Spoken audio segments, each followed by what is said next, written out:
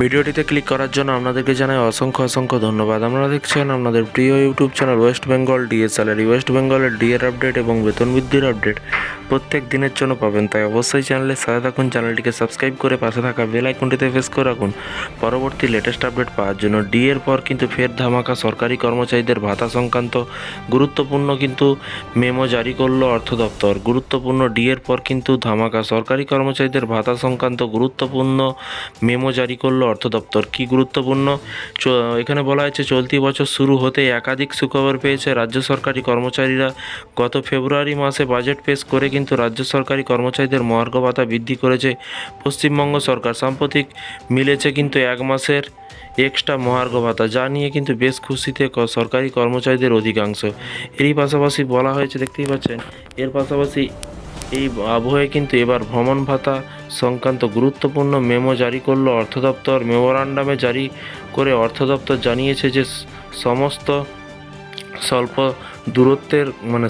দূরত্বের গন্তব্য যেখানে যেতে বিমান বা ট্রেনের দরকার হয় না এবং গাড়ি ভাড়া করতে হয়, সেই ক্ষেত্রে প্রতি কিমি পথ যেতে 16 টাকা বা ভ্রমণের মোট খরচ যেটা কম এলটিসি বাবদ কিন্তু তার রিজার্ভমেন্ট প্রদান করা হবে। এবং রাজ্য সরকারি কর্মচারীদের রিজার্ভমেন্ট রাজ্য সরকার অর্থাৎ এবার থেকে গাড়ি ভাড়া ভাতা সংক্রান্ত এলটিসি রিজার্ভমেন্ট দেওয়ার ক্ষেত্রে কিন্তু এই বিধিতে চলতে হবে। এবং গাড়ি ভাড়ার ক্ষেত্রে কিন্তু লিভ ট্রাভেলস কনসেশনের বিষয়ে কিন্তু রাজ্যের সকল দপ্তরকে কিন্তু এই নিয়ম মেনে চলতে হবে। এবং রিজার্ভমেন্টের জন্য কিন্তু সংশ্লিষ্ট কর্মীকে প্রয়োজনীয় নথি জমা দিতে হবে।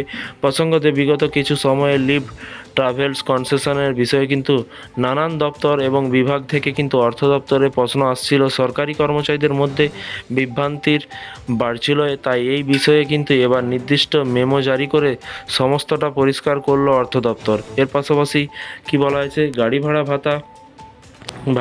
ভাড়ার ক্ষেত্রে কিন্তু লিভ ট্রাভেল কনসেশনের বিষয়ে কিন্তু 2008 সালের নভেম্বর মাসে পরিবহন দপ্তরের তরফে বিজ্ঞপ্তি জারি করা হয়েছিল। তবে সাম্প্রতিক সময়ে কর্মীদের মধ্যে এই নিয়ে কিন্তু বিভ্রান্তি সৃষ্টি হতে থাকে এবং মেমো জারি করলো রাজ্যের অর্থ দপ্তরে জারি করা বিজ্ঞপ্তিতে আরও জানানো হয়েছে, কোনো গন্তব্যে পৌঁছালে যে রুটটি সবথেকে সংক্ষিপ্ত সেই পথেই কিন্তু দূরত্বের হিসেবে কিন্তু সরকারি কর্মচারীদের লিভ ট্রাভেলস অ্যালায়েন্স পাবেন। তো ফ্রেন্ডস, বিষয়টি বুঝতে পারছেন। ইতিমধ্যে কিন্তু গাড়ি ভাড়া ভাতা নিয়ে কিন্তু এই বিজ্ঞপ্তি প্রকাশ করা হয়েছে। যখনই নতুন ডিএর আপডেট আসবে বা বেতন বৃদ্ধির আপডেট আসবে, অবশ্যই আপনাদেরকে জানানো হবে। চ্যানেলের সাথে থাকুন, চ্যানেলটিকে সাবস্ক্রাইব করে রাখুন পরবর্তী নিত্য নতুন আপডেট পাওয়ার জন্য। এই ধরনের ভিডিও পাওয়ার জন্য চ্যানেলটিকে সাবস্ক্রাইব করে পাশে থাকা বেল আইকনটিতে প্রেস করে রাখবেন। Thank you.